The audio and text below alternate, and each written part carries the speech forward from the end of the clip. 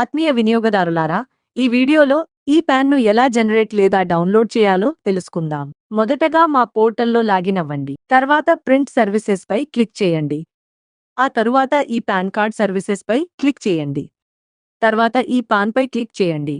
Enter pan number వద్ద customer యొక్క pan number నమోదు చేసి సబ్మిట్ పై క్లిక్ చేయండి.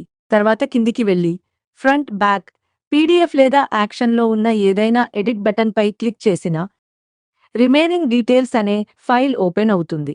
అప్లోడ్ ఫోటోలో 1 మెగాబైట్ లోపు ఉన్న ఫోటో మాత్రమే అప్లోడ్ చేయాలి. 1 మెగాబైట్ కంటే ఎక్కువైతే ఎర్రర్ వస్తుంది.